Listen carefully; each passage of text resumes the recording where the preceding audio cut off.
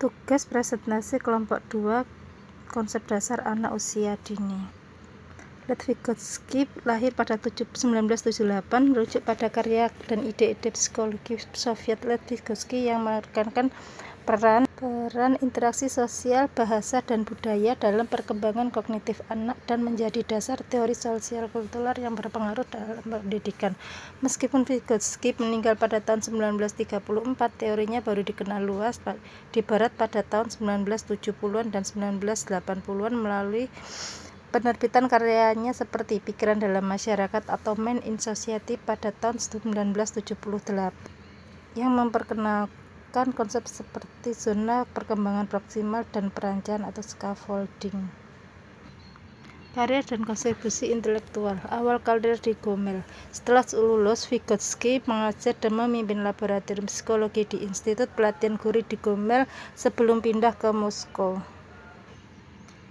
Peran Institut Psikologi Moskow. Pada tahun 1924, ia diundang ke Institut Psikologi Moskow, tempat ia menghabiskan sebagian besar karir penelitiannya. Pionir teori sosial kultural. Vygotsky meyakini bahwa perkembangan kognitif anak tidak dapat dipisahkan dari konteks sosial dan budaya.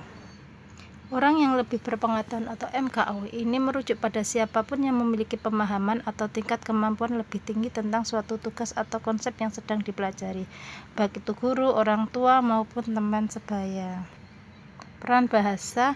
Bahasa sangat penting dalam perkembangan kognitif. Awalnya, anak-anak menggunakan bahasa secara sosial untuk berkomunikasi, tetapi kemudian bahasa tersebut akan terinternalisasi menjadi ucapan batin atau pemikiran internal yang membantu penalaran dan pemecahan masalah.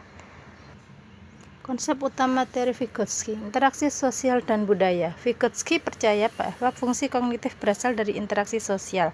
Anak-anak mempelajari keterampilan dan pengetahuan baru melalui interaksi dengan orang-orang dalam lingkungan sosial dan budaya mereka, bukan hanya dari pemrosesan internal. Zona perkembangan proksimal atau CPD. Ini adalah area di antara apa yang sudah dapat dilakukan anak yang mereka dapat capai dengan bantuan MKO. Tugas-tugas dalam CPD bersifat menantang tetapi dapat dicapai, mendorong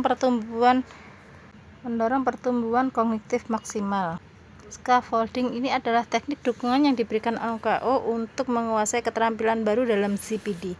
Dukungan ini bersifat sementara dan bertahap, dikurangi seiring anak semakin berkompeten dan mandiri dalam tugas tersebut. Implikasi dalam pembelajaran kolaboratif. Teori Vygotsky mendukung pembelajaran kolaboratif di mana anak-anak bekerja sama dengan teman sebaya dan guru untuk membangun pengetahuan secara bersama-sama.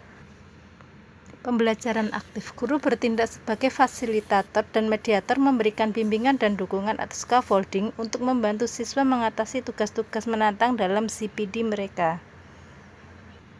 Pentingnya konteks budaya. Teori ini menekankan bahwa pembelajaran tidak dapat dipisahkan dari konteks budaya karena budaya menyediakan alat termasuk bahasa dan nilai-nilai yang digunakan anak untuk belajar dan berpikir. Senja, karir, dan warisan. Pembatasan karyanya. Banyak karya Vygotsky ditekan atau dilarang di Uni Soviet karena dianggap terlalu borjuis atau mengancam ideologi Stalinisme. Kematian dini. Vygotsky meninggal karena tuberkulosis pada 11 Juni 1934 di usia 37 tahun, tepatnya sebelum karyanya mencapai puncaknya. Pengakuan dan pengaruh. Teori-teori baru diakui secara luas dan diterbitkan di Barat beberapa dekade setelah kematiannya, memberikan dampak yang signifikan pada pemahaman tentang perkembangan anak dan pendidikan. Referensi dari Wikipedia dan berbagai sumber. Disusun oleh Nandavika Puspitasari, Indrawati, Wahyu Trilestari, Heni Subianti, dan Alia. Terima kasih.